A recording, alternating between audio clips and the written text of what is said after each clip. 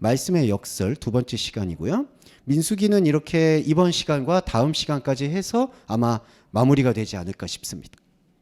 25장의 얘기 지난번에 한번 말씀드렸는데 오늘 조금 더 자세하게 말씀드리고 넘어가 볼게요. 바브올에게 가담한 자의 죽음, 그것으로부터 벗어나는 유일한 길에 대해서 말씀을 살펴보도록 하겠습니다. 자, 25장의 이 시작점이요. 여기서부터 시작을 해요. 25장 3절 말씀을 읽기 전에 25장 1절에 이스라엘이 시딤에 머물러 있더니 백성들이 모압 여자들과 음행하기를 시작했다라고 되어 있습니다. 25장 1절에. 그래서 음행이라는 게 이제 라자라는 그 히브리어가 쓰였는데요. 그런데 이제 우리가 이 부분에서 좀 주목을 해야 되는 건 이게 지금 한글 번역이라든지 영문 번역에서는 부적절한 행위로 표현이 됐어요. 라자라는 그 히브리어, 음행이라는 게. 하지만 이 히브리어 단어는 열렬히 사랑을 했다라는 뜻도 포함이 되어 있습니다. 그러니까 문맥이나 상황에 따라서 해석할 수밖에 없는 단어인 거예요. 무슨 뜻이냐 하면 이제 현대어나 한글어나 영문어나 이게 발달을 했을 때에는 오늘 표현이 좀 송구스럽지만 사랑을 했다, 연애를 했다는 단어와 강간을 했다, 강제로 이렇게 어떤 성행위를 했다 이런 단어가 분류가 되어 있습니다. 명료하게. 하지만 히브리어는 그렇지가 않아요. 그냥 이 음행이라는 단어 안에는 사랑이라는 단어도 있고 교제라는 단어도 있고 또 그 안에 어떤 강간이라는 행위도 담겨 있습니다. 그래서 여러분 그 창세기에 보시면은 제가 그 이름이 정확히 기억이 안 나는데 그 아브라함의 아들들이 사실은 이제 그 이방 족속이라고 불리워지는 그 남성이 자기의 여동생을 속칭 건드렸다고 해서 할례를 핑계 삼아서 사람을 죽이는 일이 벌어지죠. 이제 그와 마찬가지로 이 음행이라는 표현은 어떻게 보면은 귀에 걸면 귀걸이, 코에 걸면 코걸이처럼 내가 봤을 때 이게 음행이고 부적절해라고 하면은 그냥 부적절한 것이고 이거는 사랑을 한 거야 하면 사랑을 한 거예요. 그런데 모압 여성들과 음행하기를 시작했다고 봤을 때 저는 중요한 게 이게 음행이라고 본다는 게 아니라 그냥 교제를 하는 차원으로 볼 수 있다라고 생각이 들어요. 이게 음행이다. 그렇다면 이걸 음행으로 보는 그 태도는 무엇이냐? 여기서 이제 우리의 종교적 자아가 신학적 자아와의 이제 첨예하게 이제 분리가 돼야 되는데요. 첫 번째는 종교심이에요. 이것도 1차적으로는 건강한 종교심입니다. 그러니까 이를테면 우리가 이제 교회를 다니셨을 때, 처음 믿었을 때, 그때 불교를 가지고 저는 어렸을 때 그 아주 강한 어떤 은사주의적 교회를 다녀서 그랬는지 몰라도 그 불교 앞이나 사찰 앞을 지나갈 때 대적 기도를 했던 기억이 있어요. 그리고 이제 그런 어떤 땅을 이렇게 땅밟기 기도라고 해서 이렇게 원을 이렇게 한 7바퀴 돌면서 죄송합니다. 뭐 사탄아 물러가라. 이렇게 같이 합심해서 기도했던 기억이 있습니다. 그리고 지금도 왕왕 그런 기도를 하시는 교회나 단체가 있는 걸로 알고 있어요. 그러니까 초기에 믿을 때는 우리 이스라엘 백성들은 참 순혈 백성이고 단일 민족인데 우리의 민족에게 저런 다른 피가 스며드는 거에 대해서 용납을 못한다. 그런 의미에서 백성들이 모압 여자와 음행을 하는 거구나. 이게 종교심이 흐트려졌구나라고 생각을 한다는 거예요. 그런데 이거는 1차적으로는 필요한 과정입니다. 왜냐하면은 이 기독교로 들어왔는데 갑자기 다른 종교도 구원이 있고 우리 종교도 구원이 있고 이렇게 시작을 하게 될 경우에는 치명적으로 예수 그리스도에 대해서 집중하기가 어려워져요. 왜냐하면은 사람은 다 우상숭배의 속성이 있기 때문에 예수님도 동일하고 석가모니도 동일해. 이런 출발점으로 갖게 되면은 그냥 계속 종교적 차원에 머무를 뿐입니다. 그래서 첫 번째로 믿었을 때에는 단호하게 나는 석가모니라든지 다른 신을 섬기는 게 아니라 하나님의 아들 예수 그리스도를 섬기는 거야 라는 마음에서 영적 불쾌감을 느끼는 게 여기 25장 1절에 모압 여자들과 음행한 것에 대해서 상당히 부적절하고 이거를 벗어나야 된다라고 생각을 하는 게 첫 번째 출발점입니다. 자, 그런데 첫 번째 출발점 다음에 이게 되게 미묘한 지점이 이제 담겨 있는데 25장 3절에 이스라엘이 바브올에게 가담했다라는 거에 대해서 오늘 또 한번 자세하게 설명을 드릴게요. 첫 번째는 나는 하나님한테 선택받은 백성이야. 그리스도인이야. 그렇기 때문에 다른 이방의 음식, 다른 이방의 제사, 다른 이방의 종교 행위를 할 수가 없어. 나는 예수 그리스도만을 섬길 거야. 이게 저와 여러분의 사이클 중에 첫 단추였다는 거죠. 이거는 참으로 건강한 행동이라고 저는 생각합니다. 그런데 그 다음에 예수 그리스도를 이제 그렇다면은 이제 석가모니라든지 예를 들어서 다른 신을 정리하고 내가 예수님을 바라봤어요. 그런데 중요한 거는 예수님을 바라본 다음에 나오게 돼야 되는 신앙 고백이 무엇이냐? 바부올이라는 게 입을 벌려서 눈으로 보이는 모든 걸 삼키는 집이라는 뜻이 있습니다.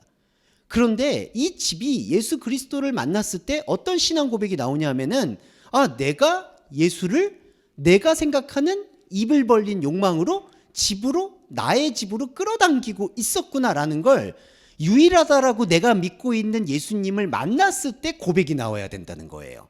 이게 중요한 단계예요. 로마서 1장 17절로 말하면 복음에는 하나님의 의가 나타나서 믿음으로부터 나와서 믿음으로 이르게 한다라고 합니다. 그게 바로 하나님의 1차적인 종교심에서 2차적인 신앙 고백으로 가는 길목인 거죠. 그래서 이 길목에서 우리는 신앙 고백을 해야 된다라는 거예요. 그 신앙 고백을 해야 되는 의미를 모세가 바부올이라고 표현한 겁니다. 이 바부올이 바알파르라는 단어가 기본어인데 입을 벌려서 눈에 보이는 모든 거를 담는다. 입과 눈이 뭘까요? 이게 인간의 혼적인 시스템이에요. 그러니까 입을 벌린다는 건요, 사람은 이게 기본적으로 입을 벌리지 않을 수가 없습니다. 이 입을 벌린다는 거는 단지 먹는다는 얘기도 있지만 생존도 있고요, 돈을 번다는 것도 있고요, 삶을 살아내는 게 입을 벌리는 거예요. 그런데 입을 벌려서 인간은 혼적인 자아이기 때문에 뭘 먹으려고 하느냐? 눈에 보이는 걸 먹으려고 한다는 거예요. 근데 여기서 이제 예수 그리스도의 말씀과 달라지는 거예요. 예수 그리스도는 내 살을 먹고 내 피를 마시라고 했거든요. 그러면 여기서는 바불은 우리는 입을 벌려서, 이건 혼적인 본능이죠. 입을 벌려서 내 눈에 보이는 거를 먹으려고 하고 담으려고 합니다. 그런데 예수 그리스도의 말씀은 너 입을 벌리는 건 안다. 그러니까 저와 여러분의 종교심은 안다. 근데 그 종교심을 이제는 눈에 보이는 걸로 삼키지 말고 눈에 보이지 않는 영적인 진실을 먹는데 집중해야만 한다. 그러지 않으면 바부올에게 가담한 자가 된다. 여기서 이제 중요한 게 한 가지가 달라지는 거죠. 뭐냐면 바부올에 가담했다는 게 1차적 종교심으로 나는 저 모압 여자들과 음행하는 게 부적절하고 이방 백성들과 함께하는 게 나빠. 그래서 그거를 배척하고 나는 먹지 않을 거야 라고 해서 바부올에게 가담하지 않았다라고 이른바 합리화하는 게 종교의 함정이 된다는 거예요. 더 정확히 말하면 기독교의 아킬레스건이 됩니다. 왜냐하면 나는 이제 더 이상 제사를 지내지 않아. 나는 더 이상 석가모니를 섬기지 않아. 나는 더 이상 돈을 섬기지 않아. 근데 돈은 다 섬기죠. 이게 참 안타까운데 이제 말씀은 돈은 사랑하면 일만하게 뿌리다라고 했는데 그런 건 다 못 지키죠. 근데 1차적인 걸 지킨 거를 가지고 이제 자기가 합리화를 하게 됩니다. 하지만 이 바파르라는 이 단어 안에는 당신이 안타깝지만 진짜 예수 그리스도를 만나면 당신이 입을 벌려서 눈으로 보는 모든 거를 집어넣는 것 자체가 심지어 예수라 하더라도 그 예수를 눈에 보이는 것으로 판단하고 집어삼키면 그게 바불이 된다라는 거죠. 그래서 우리가 이제 조금 원색적이고 거칠었지만 예수를 만나면 예수를 건너 넘어서야 된다. 이제 그런 어떤 의미들을 우리가 한번 묵상할 필요가 있다는 거죠. 그리고 또 하나 25장 3절에 이스라엘에게 진노하시니라 라고 되어 있는데 이 진노라는 단어가 있고 가담했다라는 단어가 있습니다. 이 가담이라는 단어가 차마드라고 표현이 되는데요. 이 차마드라는 히브리어를 보시면 거짓을 꾸민다는 얘기가 있어요. 그러니까 한글 번역을 여기서 원어로 풀어드리면 이스라엘이 입을 벌려 눈에 보이는 모든 걸 담는 집에 가담했다라는 것을 풀어보면은 모든 집에 거짓을 꾸미는 마음을 품었다. 그게 한글 번역 가담했다라는 것과 동일합니다. 그러니까 이거는 단순히 가담한 게 아니라 이 혼의 자아에 묶여 있는 이상은 거짓말을 꾸미게 되는 존재일 수밖에 없다는 겁니다. 그래서 예수님이 당시에 바리새인들에게 너희들은 위선자다. 그리고 거짓말이 가득하다. 이렇게 얘기를 해요. 근데 이제 제가 신약 성경 말씀을 드릴 때 거짓말, 성경에서 말하는 거짓말의 실체에 대해서 말씀을 드렸는데 성경에서 말하는 거짓말은 자기 유익 때문에 참된 것을 알면서도 속이는 게 거짓말이 아니에요. 성경에서 말하는 거짓말은 무지입니다. 그러니까 진리에 대해서 모르는 상태에서 자기 마음 안에 있는 진심을 다하는 상태가 바로 거짓말이에요. 그래서 바리새인들이 왜 거짓말이냐면은 그 사람들이 손 하나도 까딱 안 하고 뭔가 자기 유익만을 위해서 하는 그러한 우리가 요즘 말하는 포악하고 탐욕한 부패한 사람들을 얘기하는 게 아니라요. 왜냐하면은 그때 당시에 부패한 사람들은 사두개인과 바알 그 헤롯 당원들이 부패한 사람들이고요. 요즘 말로 하면은 정치인들이나 뭐 고위 관료 중에 부패한 사람들. 근데 바리새인들은 그와는 아예 결이 달라요. 그러니까 그들은 우리 시대로 말하면은 오피니언 리더들인 거죠. 누가 봐도 그 사람은 찬양할 수 있는 사람이다. 이런 게 바로 그때 당시에 바리새인이에요. 근데 예수님은 그 바리새인을 거짓말하는 사람이라고 얘기했는데 그때 거짓말이 뭐냐? 안타깝게도 우리 마음속에 진심이 담겨 있는데 그 진심이 하나님에 대한 영적인 무지와 연결이 돼 있다면 그 부분이 바로 거짓말이라는 거예요. 그래서 25장 3절을 바울이 로마서에서 무엇으로 탁월하게 풀었느냐? 우리가 항상 묵상하는 의인은 없나니 하나도 없다라는 그 시편의 말씀을 이 말씀과 연관을 지었다고 저는 생각합니다. 이게 바울에게 가담한 이스라엘 백성에 대한 해석이 돼요. 자, 그리고 이 부분이 이제 발전이 되면요. 어떻게 되냐면 좀 말씀을 읽어드릴게요. 모세가 이스라엘 재판관한테 이르되, 자, 중요한 거는 모세가 이스라엘의 머리들에게, 이스라엘에게 지도자한테 뭐라고 얘기하냐면요. 25장 5절인데요. 너희는 바불에게 가담한 사람들을 죽여라. 이렇게 얘기를 해요. 네. 근데 여러분 이러면은 자, 모세가 너희 중에 바불에게 가담한 사람을 죽이라 그러면은 과연 누가 죽어야 될까요? 지도자들이 죽어야 되는 거예요. 재판관들이 죽어야 되는 거예요. 그리고 모세도 죽는 거예요.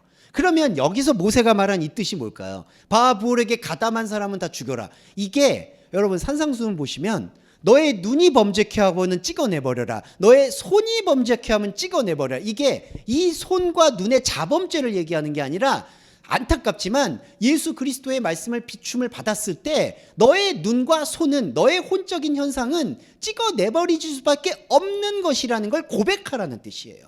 이게 영적 고백입니다. 그러니까 25장 5절에 바불에게 가담한 사람은 죽여라 라는 뜻은 나도 이 죽음에 동참하겠다는 거고요. 사도 바울이 말하는 나는 날마다 죽는다라는 이 말씀이 구약 성경 안에서의 해석이었다는 거죠. 그러니까 바불에게 가담한 사람을 죽여라 그러면은 그들이 이 행동들을 멈춰야 되는 거예요. 모압 백성들은 음행했는데, 네, 잠시만요. 네, 음을 소거하겠습니다. 네. 이게 제가 강제로 언론을 맡는 것 같아서 좀 죄송한데 네, 헷갈리니까 양해해 주시고요. 네, 그래서 모세는 바불에게 가담한 사람은 다 죽여라. 그러면 이게 뭐냐? 사실은 신앙의 성찰이에요. 그러니까 아까 첫 번째는 다른 종교하고 분리를 해서 세례도 받고 침례도 받고 신앙의 결단을 해서 하나님께 나옵니다. 이걸 쉽게 말씀드려서 1차 단계.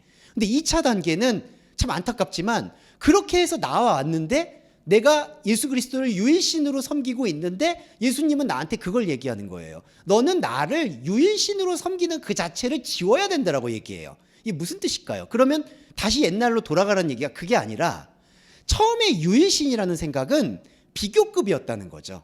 석가모니 뭐 이런 신들과는 예수님은 달라. 여러분들도 그걸 느꼈기 때문에 사실은 교회로 들어오시는 거거든요. 캐톨릭으로 들어오기도 하고. 근데 그 다음이 뭐냐? 근데 너가 유일신으로 보고 있는 거는 나의 독생자하고의 관계에서 오히려 걸림돌이라는 거예요. 왜 그럴까요? 이 유일신은 원어브댐이기 때문에 그래요. 아, 세상에 많은 신들이 있는데 예수 그리스도는 유일한 하나님의 아들이기 때문에 안타깝지만 가장 힘센 신이야 라는 생각이 우리 중에 내재가 되어 있는 거죠. 그게 표출된 게 대적기도예요, 여러분. 대적기도라는 거는 사실은 그거를 대적으로 인정을 하고 있다는 뜻입니다. 요걸 풀어보면 적그리스도인데 적그리스도는 여러분 우리 자신이에요. 죄송한 말인데. 왜냐하면 내 자신 안에 하나님으로부터 등을 돌리고 있다는 것 자체가 안티크리스토라는 거예요. 그러니까 안티크리스토도 말씀드릴게요. 이 안티크리스토도 그리스도를 알아보고 그리스도와 대적하고 싸우려고 하는 게 안티크리스트, 적그리스도가 아니라 그리스도가 어디 있는지 모르니까 마치 안대를 끼고 숨바꼭질하는 것처럼 등을 돌리게 되는 게 적그리스도입니다. 이게 적에 대한 생각을 분명히 알아야 돼요. 그러니까 마귀나 사탄이 하나님을 안다? 몰라요, 여러분. 하나님의 실체는 오직 저와 여러분의 자아가 말씀에 눈을 뜰 때 거기에는 마귀니 사탄이 귀신이 범접할 수 있는 지점이 없어요. 영적 자아는 누구에게 훼손당하는 것도 아니고 어떤 영적인 세력이 들어오는 것도 아예 없습니다. 그럼 마귀는 뭘까요? 마귀는 우리 안에 있는 우리의 영적인 것 안에 있었던, 그리고 외부에 있었던 하나님처럼 되고자 하는, 곧 어떤 이미지를 세우고 그걸 쫓아가려고 하는 모든 속성을 마귀, 사탄, 귀신이라고 얘기하는 거예요. 그리고 얘기가 좀 길어졌지만 하나만 더 말씀드릴게요. 어떤 분들은 이렇게 얘기하면은 마귀와 사탄과 귀신이 그러면 실체가 없는 겁니까? 라고 얘기를 해요. 근데 여기서 정확히 말씀을 드릴게요. 오히려 그게 실체가 없는 거예요. 무슨 뜻이냐면 우리가 무슨 엑소시스트를 한다든지 귀신아 물러가라, 마귀야 물러가라, 마귀가 있다 이렇게 생각하는 건 눈에 보이는 형상으로 마귀를 재단하는 행동이에요. 그건 실체가 아니에요. 영적인 실체는요, 여러분, 이런 이미지가 아니라 상태입니다. 상태. 그러니까 마귀는 뭘까요? 상태예요. 선악과에 사로잡혀서 나의 악을 어떻게든지 극복해서 선을 쟁취하려고 하는 그 상태가 바로 선악과고 마귀고 귀신이에요. 그리고 여러분, 그게 존재예요. 그러니까 우리는 이렇게 눈에 보이거나 아니면은 무슨 심령과학적으로 막 나쁜 기운이 있거나 그리고 뭔가 실제로 무슨 악마가 들어왔다, 빙의가 씌었다 이런 것들을 존재라고 생각하는데 여러분, 이 보이는 건 허상입니다. 오히려 이거는 실체가 아니에요. 실체는 그 상태예요. 그렇기 때문에 마귀는 있는 거죠. 근데 어떻게 있느냐? 하나님의 말씀에 대해서 등을 돌리고 있고 자기 안에 선악과를 추구하는 그 모든 상태가 마귀고, 그 모든 상태의 대표성이 마귀, 그리고 우리의 일상 속에서 그 모르는 것들이 계속해서 숙주처럼 뿌리를 내리는 게 귀신인 거예요. 이게 이른바 마귀론, 귀신론의 실체인 거죠. 그러니까 영적 전쟁이라는 건 그 실체를 인식하고 말씀으로 영적 자리를 확보해야지 전쟁에서 이기는 거지, 또 그거를 허상의 존재를 마귀를 만들어 가지고, 사람은요 이게 참 악한 게요, 죄송한데 심리적으로 뭔가 대표적으로 악마를 만들려고 해요. 그리고 악마를 만들어 놓고 그에 대해서 욕을 하고 배설하고 저런 나쁜 놈, 저런 죽일 놈 이러면 나는 안 그런다라고 생각하면서 마음이 평안을 느껴요. 아주 안 좋은 존재입니다. 이게 선악과의 어떤 모습들이 다 잔류되어 있는 거예요. 그러니까 자꾸 대적 기도한다, 영적 전쟁한다 라는 미명하에 교회를 지켜야 된다, 사수해야 된다, 이런 모든 것들이 1차적인 종교심에서 벗어나지 못하니까 나오는 끔찍한 재앙이다. 그러니까 우리가 말씀을 들을 때, 구약을 읽을 때 그걸 완전히 뒤집지 않고서는 이 영적인 진리를 이해하기가 저는 어렵다고 봅니다. 그 어려운 것 중에 또 하나가 뭐냐 하면은, 자, 모세는 바알에게 가담한 사람을 다 죽여라. 그러면 이제 우리는 신앙의 성숙으로 들어왔어야 되는 거거든요. 식물만 먹지 말고 단단한 것으로 왔어야 돼요. 그럼 바알에게 가담된 사람이 누굴까요? 라고 자기 안에서 물어봤어야 된다는 거죠. 이게 십계명에서 나 외에 다른 신을 섬기지 말라라고 만약에 계명을 주셨으면 그걸 물어봐야죠. 그럼 다른 신은 뭘까요? 다른 신은요, 내 안에서 하나님을 잃어버린 채 내가 섬기는 성상이 다른 신인 거예요. 그래서 여러분, 이거를 탄식으로 넘어가야 돼요. 그러면 하나님, 저는 다른 신을 섬길 수밖에 없습니다. 그게 십자가예요. 그러면 십자가를 고백하게 되면 부활이 들어오는 거예요. 이게 기독론입니다. 그리스도론이에요. 그러면 완성이 되는 거예요. 근데 그러지 않고 6절, 7절, 8절에서 이 말도 안 되는 일이 벌어진 게 8점을 말씀드릴게요. 그 이스라엘 남자를 따라 그의 막사에 들어가 이스라엘 남자와 여인의 배를 꿰뚫어서 두 사람을 죽이니 연병이, 그냥 그대로 인용하겠습니다. 막게파 연병이 이스라엘 자손에게 그쳤더라. 네, 여러분, 이 말씀은 이제 묵상해 볼게요. 그쳤을까요? 안 그친 거죠. 왜 여자를 죽입니까? 왜 남자를 죽입니까? 여기서 이걸 죽인다고 해결된 문제가 아니었다는 거죠. 자, 아까 종교심에서 나는 석가모니 안 섬길 거야 해서 예수를 믿었어요. 근데 그 다음에는 예수를 그렇게 믿는 걸 깨야 돼요. 유일신의 어떤 형태를 깨고 하나님과 나와의 말씀의 영적인 관계성이다 라는 거를 깨달아야 돼요. 그래야지 내가 바알이구나 이거를 고백하게 되죠. 근데 그 고백이 안 넘어지니까 아까 제가 악마를 만든다고 했잖아요. 아, 우리 민족이나 우리 조상이 이렇게 잘못된 게, 우리 민족 중에 모압 여자와 음행했던 남자가 있고 그 여자가 있으니까 이게 문제의 화근이구나. 이게 여러분 중세시대 때 마녀 사냥하는 거고요. 우리 교회에서도 막 이단이 있으니까 색출하자. 그런 거는 정말 따라서는 안 되는 거죠. 근데 이 백성들은 그 남자와 여자, 근데 이게 어떻게 보면 제가 처음에 말씀드렸을 때 사랑을 한 걸 수도 있다는 거죠. 이게 강간을 했는 건지 아닌지 우리는 이걸 알 수가 없어요. 그렇기 때문에 가능성을 다 열어놔야 된다는 거죠. 근데 그 남녀를 배를 꿰뚫어서 죽였어요. 예. 그런데 연병이 그쳤다고 해요. 이게 중요한 말씀이에요. 이게 연병이 과연 그쳤을까요? 그 다음 말씀이 여기 있죠. 그 연병으로 죽은 자가 2만 4천 명이다. 근데 여기서 이 죽은 하메팀이라는 이 동사를 보시면 히브리어는 동사가 시제가 있지 않기 때문에 문맥에 따라서 판단을 해야 되는데 이 칼 동사는 이른바 행위 동사이기 때문에 현재 진행형일 수 있다는 거예요. 그러니까 결과적으로 보면요. 28장 9절에 그 마케파 연병으로 죽어 있는 사람은 2만 4천 명이다 라는 얘기는 지난주에 잠깐 말씀드렸지만 이게 그친 다음에 계수하는 게 아니라요. 지금도 계속 죽고 있다는 얘기를 그만큼 2만 4천 명일 정도로 수요가 늘어나고 있다는 걸 경고하는 말씀이라는 거예요. 연병은 안 그쳤어요. 이게 그치겠습니까? 이렇게 해서 둘 중에 누가 음행한 여자를 죽이면 끝날 거야. 그래서 여러분 종교를 믿는 사람이 나중에 가면요. 정말 독해지는 경우가 이런 경우에 생기는 거예요. 그러니까 우리가 신앙의 깊이로 들어오고 우리 안으로 내적인 신앙 고백을 했을 때만이 사실은 다른 사람에 대해서 관용이 생기는데 기독교가 죄송한데 여기서 꽉 물려 있는 게 뭐냐 하면 이단은 용서할 수 없어. 다 우리 안에서 쫓아내야 돼. 그러니까 관계를 맺더라도 저 세상의 사람들, 교회를 다니지 않는 사람들이 다 둑불 달릴 악마 아니면 언젠가는 내가 전도해서 데려와야지 하는 생각도 사실은 그 사람을 대적하는 거예요. 왜냐하면요, 저 사람 아직 안 믿으니까 지옥 갈 거야.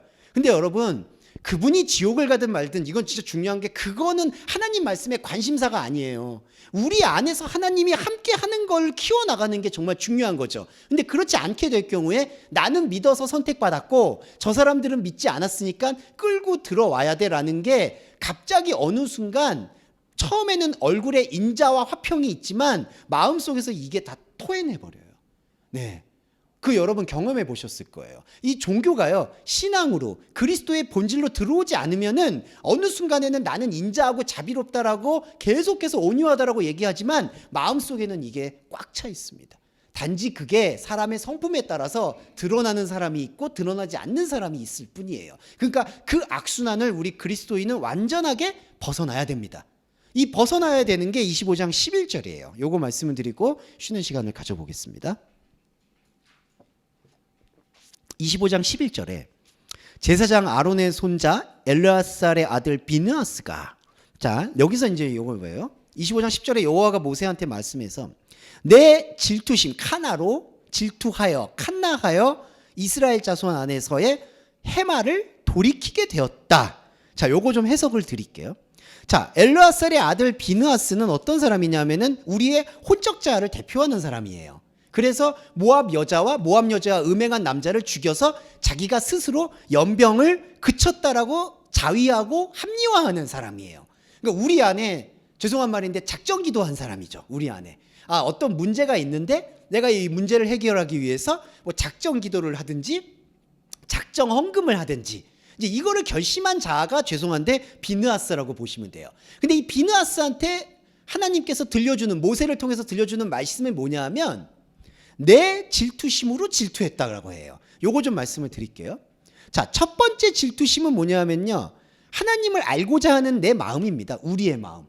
이 질투심이라는 건 뭐냐면은 상대를 두고 그 상대보다 이 상대를 더 사랑하는 마음이거든요. 자, 질투의 시작은 뭘까요? 우리의 남녀 관계에 있어서도 내가 좋아하는 사람이 다른 사람을 좋아할 때 느끼는 감정이죠. 가장 원초적으로 보면은. 근데 이게 꼭 남녀 관계가 아니더라도 이 하나님을 믿을 때 처음에 믿을 때는 다 이렇게 비교 대상을 주는 거예요. 그래서 우리가 신앙이 동력이 떨어지는 것도 이거예요. 내가 하나님을 더 열심히 믿었는데 내가 교회를 다닐 때보다 불교를 다닐 때보다 교회를 다닐 때 더 형편이 안 좋아졌어. 이럴 때 여러분 시험이 들죠. 내가 하나님 안 믿을 때 예수님 안 믿을 때보다 예수님 믿었을 때 형편이 더 좋아졌어 이러면 사실은 조금 더 올라오고, 형편이 안 좋아졌어 이러면 믿음을 막 어떤 이상한 방향으로 또 책은질하죠. 그래도 그런 목사님이 이렇게 또 권면을 하시죠. 하늘 천국이 있습니다. 저 사람들은 지금 잘 살아도 나중에 지옥 갑니다. 원색적으로 말씀드리면. 근데 그런 거예요. 당신이 지금 여기서 못 살아도 하나님을 알았지 않습니까? 이런 게 죄송한데 잘못하면은 이게 잘못 가는 거예요. 질투심. 그러니까 처음에는 이 질투심이에요. 근데 우리는 혼적인 존재이기 때문에 이 질투심으로 시작할 수밖에 없어요. 그러니까 내 삶이 너무 팍팍하고 어려워. 근데 이 내 삶의 위로가 누가 있지? 근데 예수님이 되게 달달해 보여요. 근데 예수님 말씀 보면 전혀 달달하지 않아요. 이분은 죄송한데 성격이 조울증 환자 같으세요. 아니 어느 때는 막 충만해가지고 5천 명 먹이시다가 그 다음에 제자들이 나오잖아요. 양식이 떨어졌어요. 그랬더니 막 버럭 화를 내시고. 그래서 이제 우리가 성품적으로 예수님을 닮을 필요는 없다. 바울도 마찬가지죠. 바울한테 얼마나 좋은 동역자들 많았습니까? 바나바 있죠. 바나바 그 사람은 얼마나 법 없이도 살 뿐이잖아요. 디모데 있죠. 사랑하는 아들이라고 막 설레발칠 땐 언제고 막 꾸짖잖아요. 그리고 베드로하고 가서도 그렇게 싸울 필요가 없거든요. 아니 그냥 좋게 좋게 얘기할 수 있잖아요. 근데 꼬장꼬장 해가지고 뭐 그걸 그렇게, 그 베드로도 그래도 그 교회의 지도자인데 거기 가서 그렇게 면박을 줄 필요가 없잖아요. 네, 자 제가 이 말씀을 왜 드리느냐, 이 질투심에 시작해서 그래요. 그래서 이 질투심으로 질투한다는 얘기는 뭐냐면, 자 이게 이제 죄송해요 문자를 써서 이중배제라는 뜻이에요. 이중배제가 뭐냐면, 자 내 시작은 질투심으로 했어요. 내가 예수님을 믿겠어, 예수님을 따르겠어. 그래서 마음의 감정이나 감동을 받아요. 근데 이게 참 이상한 게요, 이 질투심으로 질투하게 되면 뭐냐면요, 질투가 질투를 낳아요. 그러니까 질투를 하니까 또 질투가 보이고 그 질투에서 또 질투가 보여요. 이게 뭘까요? 여러분 죄송한데 계속 말씀을 쫓아다니게 된 현상도 여기에 있어요. 말씀일 수도 있고 은사일 수도 있습니다. 내가 다른 어떤 신들보다는 하나님이 우월해서 하나님을 믿었는데 하나님을 믿었던 내 마음이 뭔가 계속 식어. 여러분 그렇죠? 신앙생활할 때 맨날 뜨겁지 않았죠? 식어요. 그러니까 식는 거를 더 커버하려고 더 뭔가 이상한 걸 해요. 교회는 이상한 프로그램을 만들어요. 그래서 24시간 정신없게 만들어요. 이게 질투의 질투예요, 여러분. 그러니까 비느하스에게 모세를 통해서 여호와가 주신 말씀은, 지금 모세야 너 안에도 비느하스를 봐라. 지금 질투의 질투로 사로잡혀 있다. 그렇게 될 경우에는 뭐가 보이느냐? 진노를 볼 수 있게 된다. 여기 보면 이 슈보라는 뜻은요, 돌아서게 된다라는 뜻도 있지만 본다라는 뜻도 있습니다. 그러니까 이게 자각하다, 성찰한다는 뜻이 있어요. 뭐냐 하면은 내가 이 질투에 미쳐서 지금 종교 생활을 하고 있구나라는 걸 비느하스가 볼 수 있어야 된다라는 뜻이, 내 질투심으로 질투하여 이스라엘 자손 중에서 노를 돌이켰다라고 말씀이 되는 거예요. 근데 이게 말씀이 오용이 되면 어떻게 되냐면은, 비느하스가 저렇게 열심을 다하니까 내가 너희들이 불쌍해서 내 진노를 나는 이제 돌이켰다. 그래서 너희들이 앞으로 잘해. 이런 뜻으로 해석을 한다는 거죠. 근데 그게 아니라 이 비느하스라는 우리 안에 있는 혼적인 자아가 질투에 사로잡혀서 계속해서 진노를 삼고 있는 모습을 너희들은 봐야 된다. 네, 그거를 지금 말씀하고 있는 겁니다. 그래서 우리는 어떻게 가야 되냐면요, 지금 계속 이중배제와 원형죄기라고 써서 조금 죄송한 말인데, 이 원형죄기라는 거 조금만 설명드릴게요. 자 여러분, 우리가 교리적으로 보면요, 원죄가 있고 원행함이 있어요. 근데 원죄에 대해서는 교리적으로 많이 나와 있죠. 여러분 많이 들어보셨죠? 인간에게는 불순종에 의한 원죄가 있다. 근데 그거를 우리가 조금 반대로 봐야 되는 게, 진짜 창세기에서 하나님께서 우리에게 말씀으로 원하셨던 건 너가 죄를 지었다가 아니라요, 너가 하나님과 함께하는 행위를 행하지 않은 걸 죄라고 얘기한다는 거예요. 그게 뭘까요? 요 창세기 보면은 동산 중앙에 있는 나무를 반드시 먹으라는 말씀을 하셨습니다. 이게 바로 생명나무 참여이거든요. 그리고 그 말씀을 하셨어요. 너가 생명나무에 참여하지 않을 때 나타나는 현상이 바로 선과 악이다. 그러니까 선악은 다른 건 다 먹어도 좋은데 너 이것만 먹지 마. 그걸 어겨서가 죄가 아니라요, 너가 해야 될 것, 우리가 인간으로 태어나서 혼적인 한계를 느끼고 자각하면서 해야 될 딱 하나는 원행함, 내 안에 있는 원래의 영적인 자아를 찾아가는 여행을 해야 된다는 거예요. 이게 나그네예요, 여러분. 그러니까 이게 원형제기라는 게 나의 원래의 원형, 하나님께서 창세전에 예비하셨던 그 원형을 찾아가는 행함이 있어야 된다는 거예요. 그 행함이 없는 게 죄라는 거죠. 그래서 성경에서 말하는 죄는 일상에서 저지르게 되는 관계와 양심에서 지르는 죄를 얘기하지 않습니다. 어떤 분들은 또 오해하시는 게 그런 걸 얘기하지 않는다고 해서 내 마음껏 죄를 짓겠다. 이거는 여전히 그 패러다임에 사로잡힌 사람이라 얘기 안 할게요. 성경이 말하는 죄는 하나님을 잃어버리고 나의 자각, 나의 존재의 의미를 잃어버린 상태에서 그냥 방황하는 상태가 죄예요, 여러분. 그 죄예요. 그래서 그거를 벗어나게끔 만들어주는 게 바로 우리 안에 있는 진노를 보는 것, 그거를 이중배제, 원형, 재귀, 돌아가는 것, 이렇게 이해하시면 되겠습니다. 네, 그러면 잠깐 쉬었다가 두 번째 챕터 볼게요. 네. 자, 기업의 본질과 그 다음에 오늘 노동하지 않는 인간 잠깐 얘기 좀 드릴게요. 자, 26장의 내용입니다. 기업의 본질은. 근데 기업의 본질에 대해서는 중요한 말씀만 포인트를 드리고 싶은 게 뭐냐 하면 일단 이 기업이 뭐냐. 이 기업은요, 우리한테 그냥 주어져 있는 재료라고 생각해 주시면 되겠습니다. 네. 기업이라고 되어 있는 게 이 나할라라는 건데요. 이게 나눠 갖는다라는 뜻이기도 해요, 사실은. 네. 기업, 이게 나눠 갖는다, 뭔가를 분배받는다. 그런데 분배를 받는다는 뜻은요, 일한 만큼의 대가를 받는다라는 뜻입니다. 그리고 요 분배, 일한 만큼의 대가를 받는다는 뜻이고요. 그리고 이 나할라라는 뜻에서 우리가 중요하게 묵상해야 되는 게 바로 요 상속의 개념입니다. 상속받는다. 그런데 자, 이 상속을 우리가 묵상을 잘해야 되는 게요, 상속을 받는다라고 했을 때 대부분은 나를 상속자로 놓는 경우가 있어요. 내가 상속을 받는다. 네, 그러니까 이제 그걸 수요자라고 할 수가 있겠죠. 우리가 옛날 이제 조금 이제 유치한 드라마 보시면, 재벌 드라마 보면 재벌 가문에서 누가 내 아버지의 재산을 차지하냐, 맨날 이런 얘기 많이 나오잖아요. 내가 상속자인 걸로 얘기를 해요. 근데 이 나할라라는 기업에서 중요한 거는 내가 상속을 받는 사람이 아니라 내가 상속의 당사자가 된다는 게 중요합니다. 그러면 이 상속의 당사자라는 건 뭐죠? 이 사람은 유언, 죽는 사람인 거예요. 그러니까 기업이라는 건요, 사실은 하나님과의 관계에 있어서는 그냥 죽는 걸로 돌아간다라는 게 강조가 된다는 거예요.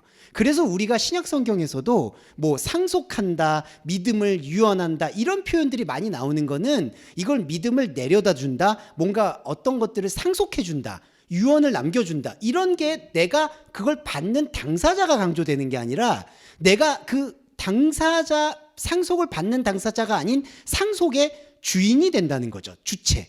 그러면 이 기업은 뭘까요? 죽은 것이에요, 여러분.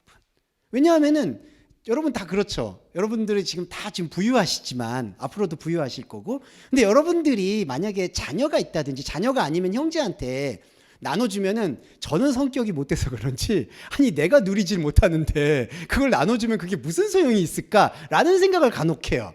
여러분들은 전혀 안 그러시겠지만은 저는 욕심꾸러기이기 때문에 제가 쓰고 죽어야지 왜 나눠주지? 라고 생각을 해요. 근데 이 상속이라는 그 개념은 내가 지금 하고 있는 이 일들이 사실은 누군가한테 돌아간다라는 걸 염두에 두지 말고, 이거는 내 안에서 끝나는 내용이구나. 그러니까 자, 상속의 개념을 말씀드리면, 일은 내가 일을 해서 대가를 받는다, 이걸로 보시면 돼요. 근데 그 일을 해서 대가를 받는다라는 이 자체가 어떻게 되냐면은 하나님과의 관계에 있어서는 그냥 죽음의 관계다. 그래서 참 이게 허무해 보이시지만 여러분, 이거를 명확하고 담대하게 우리가 받아들일 수 있는 게 바로 그리스도인의 미덕이 돼야 된다는 거예요. 그러니까 상속을 받는다라는 거는 내가 하고 있는 일, 이때 일은 뭐가 다 포함이 될까요? 업적, 돈, 뭐 그냥 쉽게 얘기하면 사람이 인생, 뭐 호랑이가 가죽 남기고 우리 이름 남긴다고 하잖아요. 그런 것들을 뜻합니다. 그래서 이게 바로 상속의 개념이에요. 그런데 여기 보시면 이름의 수요 안에서 땅을 상속받는다. 그래서 여러분 이 세 가지 단어가 모두 현상적 단어예요. 이름, 땅, 상속. 네. 그러니까 우리가 살고 있는 땅에서 우리가 살고 있는 걸로 상속을 받고, 그리고 우리가 살고 있는 이름을 높여요. 그럼 이게 어떻게 될까요? 그냥 하나님께서 허락하셨던 나의 질그릇을 활용한다라는 그 이상 이하도 없어요. 근데 여러분 여기서 우리가 주목해야 되는 건, 이게 오히려 우리가 삶을 보다 열심히 살아갈 수 있는 동기부여가 된다는 걸 오히려 묵상하실 수 있어야 돼요. 왜 그럴까요? 자, 보통의 선악과 말씀이라면은 의미하고 무의미를 두죠. 그래서 우리는 언제나 의미 있는 삶을 살아야 돼. 무의미한 삶을 살면 안 돼. 그래서 제가 옛날에 놀랐던 거는 기독교 책 중에 베스트셀러 중에 게으름이라는 책이 있습니다. 이거는 좀 비판드리고 싶어요. 그 게으름은 기독교 서적에 있어야 되는 게 아니라 그냥 자기계발서에 있어야죠. 왜 그리스도인이 게으르지 말아야 된다는 거를 주는 건 너무 멀리 엮은 거예요. 게으르다, 게으르지 않는다 이런 걸 가지고 그리스도인의 신앙생활을 판단해서는 안 되는 거죠. 목적이 이끄는 삶이라든지 게으름이라든지. 그러니까 근면성실을 강조하는 게 선악과 패러다임에서는 오히려 신앙의 독약이 됩니다. 근데 이거를 벗어나서 선악의 패러다임을 벗어나서 아까 제가 원행함을 말씀드렸듯이 정말 하나님의 생명나무를 먹게 되는 그 흐름이 들어오게 되면은 의미가 없는 거에 대해서 담담하고 심플하게 그냥 내가 주어진 내 삶을 살아가야지 이렇게 되면요 의미나 무의미가 아니라 나한테 주신 하나님의 질그릇이야 라는 그 생각 이상도 이하도 안 갖게 되는 거예요. 그러면 죄송한 말이지만 상처받을 일도 없고 상처 줄 일도 없게 되는, 그러니까 체념하거나 허무해지는 게 아니라 그냥 내가 하나님과의 삶에서 이런 일들이 일어날 수도 있고 일어나지 않을 수도 있겠구나 라는 걸로 우리가 오히려 다른 동기부여를 받게 됩니다. 그래서 우리는 항상 이런 말씀에서 조금 흔들리는 부분이 있어요. 이렇게 말씀을 이해하게 되면은 책임감이 떨어질 거다라든지 아니면은 정말 좀 나태한 사람이 될 거다라든지. 근데 제가 단언컨대 그냥 간증이 아니라 저를 놓고 말씀을 드리면 전 진짜 게을렀거든요. 아시겠지만. 네, 진짜 게을렀어요. 제가 잠깐 죄송한데 방송 같은 데 나와서 저의 20, 30대를 이제 풀어낸 적이 있었거든요. 근데 그 방송 보시면은 뭐 저런 사람이 다 있나 싶을 정도로 일을 안 했어요, 여러분. 20대 때. 저희 지금 아버님도 계시고 뭐 이제 저의 혈육이 계신데 정말 얼마나 속이 썩으셨을까 생각하면 지금도 죄송해서 지금은 잘하고 있습니다. 지금은 제가 형수님께 오해 서로의 뭐 동상이몽은 있겠죠. 어떤 생각하실지 모르지만 아무튼 정말 게을렀어요, 솔직히. 그런데 오히려 그때는 게으르고 죄책감 이게 반복이에요. 내가 이렇게 살면 안 되는데 그래서 또 이렇게 살려고 하는데 이 사람은 육체의 연약한 존재인지라 또 나락으로 떨어지고 그러면 또 동기부여하고. 근데 정말 신비로운 건 그런 동기부여를 내가 해야지 그리스도인답게 살아야지 오히려 그거를 내려놓고 말씀의 신비라는 거를 펼쳐놓는 순간 어떻게 보면 역설적으로 더 부지런해지는 결과를 맞이했어요. 더 책임감 있는 결과를 맞이했던 것 같아요. 그러니까 이런 어떤 신비로움은 사실은 우리가 생각하는 혼적인 생각으로는 사실은 판단받을 수는 없다. 그렇기 때문에 이 기업의 본질에서는 이 기업은 그냥 나눠지는 거라고 생각하시면 되겠습니다. 그래서 여기 보시면 이 기업에서 우리가 중요한 신비 중에 하나가 이 고랄이에요. 고랄. 26장 55절에 제비를 뽑는 게 등장합니다.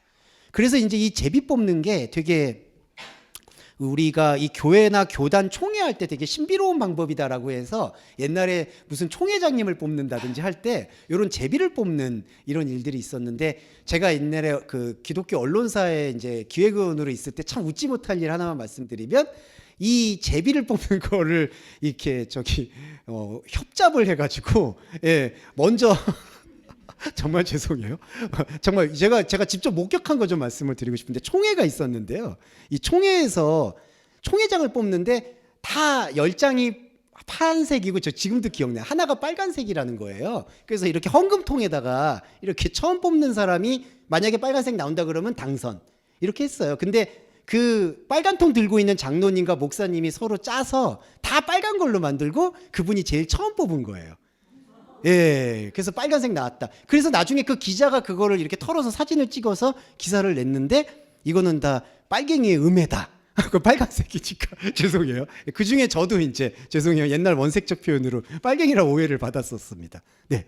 그러니까 이 제비라는 게 제가 생각하면 그때 좀 추억이 생각이 나요. 그러니까 제일 먼저 뽑으니까 다 빨간색이니까 제일 먼저 뽑으니까 내가 빨간색이네. 그리고 내가 총회장이네. 이게 웃지 못할 일인데. 근데 이게 그 제비에 대해서 그 목사님들이 다 되게 심각해 하셨던 이유는 뭐냐면 이게 하나님의 방식이다. 그러니까 제비를 뽑는 게. 근데 제가 말씀드리고 싶은 건 여호와의 의도를 봐야 돼요. 이 26장 자체에. 왜냐하면 모세를 통해서 기업들이 나왔죠. 백성들이 나왔죠. 백성들이 지파가 나눠졌죠. 레위 지파도 있죠. 근데 이 사람들이 다 생각이 뭘까요? 안타깝지만 경제적 생각이라는 거죠. 하나님을 찾아서 애굽 땅에서 나왔으니까 이제는 어떤 땅을 차지해야 될지 우리한테 알려주세요라고 얘기하는 게 이들의 욕망이라는 거죠. 이들의 욕망에 대해서 여호와를 통해서 여호와가 모세를 통해서 무슨 말씀을 하시느냐? 이거는 그냥 거친 것이다. 여기 이 고랄이라는 게 여러분 거칠다라는 뜻이 뭐냐 하면은 이 거칠다는 거는 이게 그냥 구르는 돌과 같다라는 의미를 함축하고 있어요. 그러니까 이 제비는 너희들이 나누어 가질 땅은 사실상 너희들의 욕망의 눈에 볼 때 아무 의미가 없는 것이다라는 것을 반증해 주는 퍼포먼스가 제비뽑기입니다.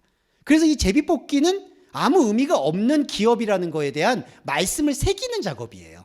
그러니까 이거는 엄숙한 것도 아니고 그러니까 당신이 이게 우리는 요즘 그런 거 하잖아요. 당신이 강남에 들어가든 당신이 마포에 들어가든 당신이 영종도에 있든 그거는 당신이 머리를 두고 자는 곳이지 이게 하나님의 영적인 기업이 아니다라는 걸 오히려 풀어주는 게 12지파에게 나눠주는 거예요.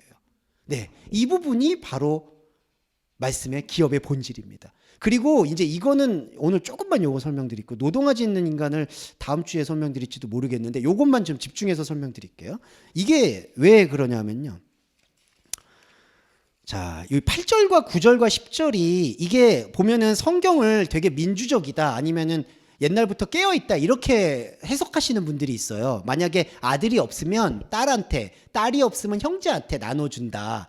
근데 이게 강조하는 게 있습니다. 이게 강조하는 게 뭐냐면요. 이게 말씀이 되게 중요한데 사람들이 어떻게 보면 이때 당시 사람들도 그거에 대해서 효능을 잘 몰라요. 왜냐하면 물질에 눈머 있으니까. 이게 무슨 뜻이냐면은 자, 기업을 아들한테 물어준다는 이 개념이 어디서 파생했느냐? 자, 하나님의 족보가 보이는 것에 있다는 거에 강조해요. 그러니까 이스라엘 사람들은 족보 중시하죠. 근데 안타깝지만 기독교인들 안에서도 그 족보를 되게 위대하게 생각하잖아요. 그것 때문에 이단도 많이 생겨났죠. 뭐 단지파가 뭐 한국에서 나온다라고 해서 이단 종교가 많이 흥왕했던 그런 기억도 있고, 그 다음에 우리가 알고 있는 통일교에서도 이 족보론을 상당히 많이 따져요. 하나님의 족보다. 그래서 이 족보라는 거는 아들이 반드시 이어받는 건 영적 계보라고 보는 거예요. 이 아들이. 근데 여기 보세요. 이때 12지파 사람들이 기업을 받는 거를 어떻게 생각했냐면은 신성한 걸로 생각하는 거예요.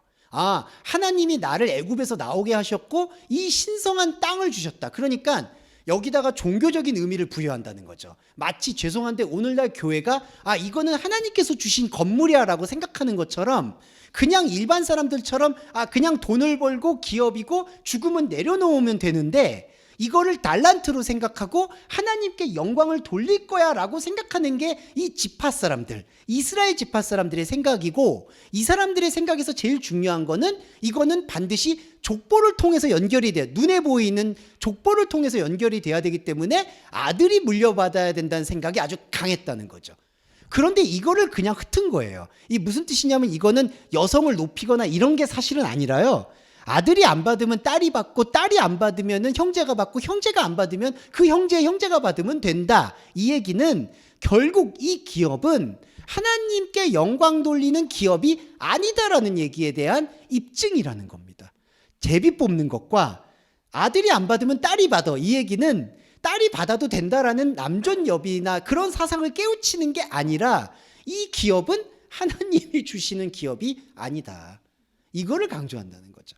그래서 우리가 이 말씀을 털어내고 나면은 자, 다음 주에 할 부분 또 조금만 말씀드릴게요. 아까 이 대독해서 읽어주셨던 18절, 25절, 26절, 1절, 7절, 12절에 아까 말씀을 들어주셨겠지만 다 어떤 얘기들이 나오느냐? 공통되게 이런 부분들이 나와요. 이게 어떤 거냐? 28장 간단히만 말씀드릴게요. 28장 18절에 보시면은 첫날에는 성회로 아무 일도 하지 말아라. 네. 자, 여기서 노동을 하지 말라는 뜻이죠. 그리고 25절로 넘어가면은 또 일곱째 날에도 성회다. 아무 일도 하지 말아라. 자, 이거 다음 주에 말씀드리겠지만 한 번 더 말씀드릴게요. 자, 우리가 이 멜라카라는 건요, 노동이기도 하지만요, 왕을 세우는 작업이기도 합니다. 이 멜라카라는 건 말라크, 그러니까 왕을 세우는 작업이에요. 노동. 근데 우리는 일을 할 때 아까 제가 질그릇을 말씀드렸잖아요. 일은 그냥 일로 끝나는 겁니다. 그러니까 그리고 이걸 허무하다고 생각하는 감정과 저와 여러분은 이제 대치해야 돼요. 싸워야 돼요. 이런 게 영적 전쟁입니다. 우리가 선악과에 길들여져 있다 보니까 교회를 나왔는데 의미가 없다고 말씀하시면은 그럼 나는 어디서 의미를 찾지? 이런 게 들어오잖아요. 거기하고 대면을 하셔야 돼요. 이렇게 의미 무의미를 찾는 게 이게 사실은 바볼에게 가담되었던 행위구나. 우리는 완전히 새로운 상태로 가야 되겠구나. 그래서 노동은 그냥 노동으로 돌아가는 거예요. 거기서 우리가 이제 어떤 월급을 받거나 임금을 받거나 하면 그걸 통해서 소중하게 쓰는 거예요. 그런데 그걸 하나님이 받으시는 게 아니라는 거예요. 그래서 11조도 그 의미가 아닌 거예요, 여러분. 여러분이 쓰고 있는 노동의 대가를 하나님께 드린다는 게 아까 족보와 기업과 똑같은 개념인 거예요. 그러니까 지워야 돼요. 그거는 그냥 돌아가는 거예요. 그래서 이게 단지 일곱째 날에는 노동을 하지 말라는 의미만이 아니라는 거고요. 또 하나, 이게 분명히 이스라엘 사람들이 알았을 텐데 이거를 왜곡하는 게, 자, 일곱째 날에는 성회로 모인다는 게 중요한데요. 우리가 히브리어 숫자는요, 아라비아가 아니거든요. 아라비아 숫자라는 게 뭐냐면 1, 2, 3, 4잖아요. 이게 서수, 순서가 있잖아요. 근데 히브리어는요, 사실은 1부터 10까지는 순서 개념이 아니에요. 그러니까 1, 2, 3, 4 이렇게 가는 게 아니에요. 히브리어에서는 10까지는 다 그냥 뭐라고 해야 될까요? 낱말이에요, 낱말.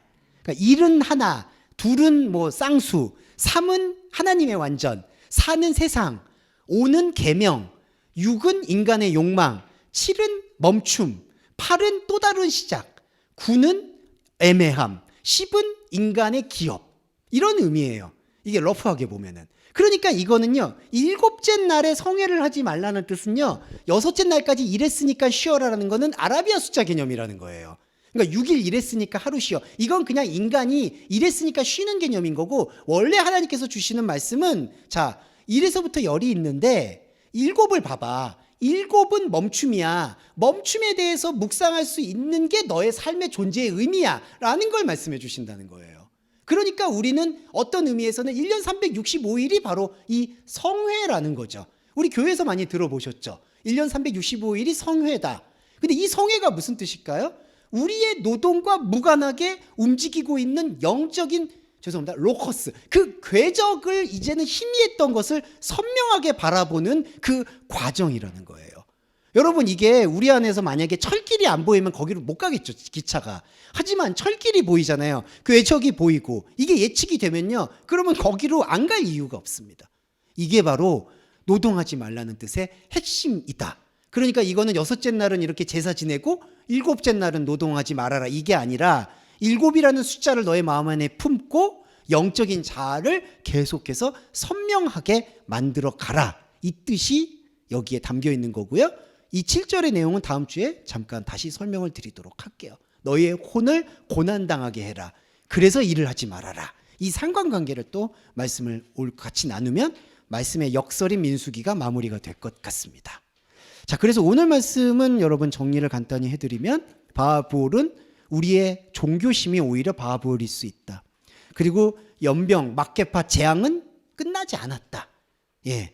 그리고 질투심으로 질투한다라는 것은 우리가 가지고 있는 이 질투의 끝을 보게 해준다. 고백하게 한다. 그리고 이 땅을 상속받는다라는 이 개념, 이거는 기업은 그냥 기업 그 이상도 이하도 아니다. 그리고 마지막으로 노동하지 않는다는 것은 우리의 일은 그냥 일로 받아들여라. 여기 왕으로 만든다라는 게, 왕을 만든다는 거는 제일 뜻깊은 행위잖아요. 이때 당시에 왕으로 높인다라는 거는 스스로 왕이 되든지 내가 킹메이커가 되든지 다 가장 인생에서 유의미한 일이에요. 그래서 사람의 삶을 보면요, 그리고 정말 죄송한데 이 남성분들의 삶을 보면 참 좀 이게 서글픕니다. 뭐 이게 지금도 정치하시는 분들 보면은 난 노욕이 아니다, 나는 국가와 민족을 위해서 뭔가를 해보겠다. 근데 제가 조롱하는 게 아니라요, 그 인생 얼마나 허무해요. 그거 이렇게 멜라카, 어떻게든지 의미 있는 일을 만들어 보려고 그렇게 나의 인생을 다 써보겠다. 근데 하나님께서 그거 쓰라고 사실은 주신 게 이게 아니거든요. 우리가 해야 되는 거는 그냥 여기선 대충 살자는 얘기가 아니라, 여기서의 일은 그냥 여기서 받아들이고 이제 내 안에서 눈을 뜨는 영적인 로커스를 뜰 수 있어야 된다라는 거죠. 그게 노동하지 않는 인간의 본질이다. 이게 진짜 노동하지 않는다고 해서 그만둔다 안 그만둔다 이 얘기하고는 좀 다른 맥락이다라는 걸 이해해 주시면 좋겠습니다. 네, 자, 오늘 배려의 기도와 정리 기도 그리고 주기도문으로 마무리하겠습니다. 사랑하는 주님, 감사합니다. 우리 안에 생명의 말씀을 심게 해주심을 감사드립니다. 하지만 주님, 한 주간 많은 일들이 있었습니다. 우리가 겪어야 될 현상의 일들은 비굴하기도 하고 서글프기도 합니다. 왜 주님 우리한테 이런 고난을 허락하시는지 모르겠습니다. 하지만 주님 말씀은 우리한테 말씀하셨습니다. 이 고난은 우리가 자초한 것일 수 있다고. 주님 그 말씀을 들을 때 한편으로는 속상하기도 하지만 또 한편으로는 힘을 얻습니다. 일은 일이구나. 일은 일로 돌아가는구나. 이것에 대해서 저와 동서말씀 교회 여러분들의 소중한 영적 자아가 침해되지 않도록 배려해 주시기를 간절히 소원합니다. 자비로우신 하나님, 건강의 문제를 겪고 있다면 조속히 치료받고 그것을 치료받아서 하나님의 말씀을 더 깊이 볼 수 있도록 배려해 주시기를 소원합니다. 경제적인 어려움 문제가 큽니다. 주님, 그러나 이 경제적인 어려움에 있어서 안팎의 내공을 기를 수 있도록 동서말씀 교회 교회 여러분들을 인도해 주시고 배려해 주시기를 소원합니다. 그리고 마지막으로 사람은 관계의 존재이기 때문에 말로 상처를 받고 말로 상처를 줍니다. 주님, 그러한 것들을 최소화하여 동서말씀 교회에서는 그러한 말과 관계로 하나님의 말씀에 듣는 일이 속상해지지 않도록, 흐트러지지 않도록 그 집중력과 긴장을 계속 잘 유지할 수 있도록 배려해 주시기를 간절히 소원합니다. 우리 주 예수 그리스도의 이름으로 기도합니다. 아멘. 주기도문 함께 하겠습니다. 하늘에 계신 우리의 아버지여, 이름이 거룩히 여김을 받으시오며 나라에 임하옵시며 뜻이 하늘에서 이룬 것 같이 땅에서도 이루어지이다. 오늘날 우리에게 일용할 양식을 주옵시고 우리가 우리에게 죄 지은 자를 사하여 준 것 같이 우리의 죄를 사하여 주옵시고 우리를 시험에 들게 하지 마옵시며 다만 악에서 구하옵소서. 대개 나라와 권세와 영광이 아버지께 영원히 있사옵나이다. 아멘.